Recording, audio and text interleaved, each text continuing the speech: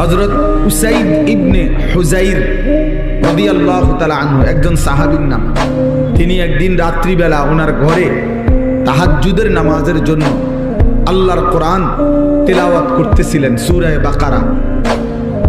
হঠাৎ উনি দেখলেন যে ওনার ঘরে ঘোড়া বাঁধা ছিল, ঘোড়াটা ছুটাছুটি করতেছে।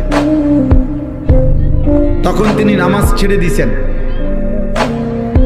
তাকায়া দেখছেন ওনার বাড়ির উঠানের মধ্যে মেঘের মতো নূর আলোয় আলোকিত হয়ে আছে। গভীর রাত, সকালবেলা নবীজিকে যখন শুনাইলেন, আল্লাহ নবী সাল্লাল্লাহু আলাইহি সাল্লাম বলেন যে লাউ কারাআতাল কোরআন, তুমি যদি সেই ভোর পর্যন্ত আল্লাহর কোরআন পড়তা, তো এরা আল্লাহর ফেরেশতা ছিল যারা কোরআন শুনতে আসছে, তাহলে এই সব বাকি মানুষরাও তোমার তেলাওয়াতের সাথে ফেরেশতারা যে আসছে শুনতেছে এটা দেখতে পেত।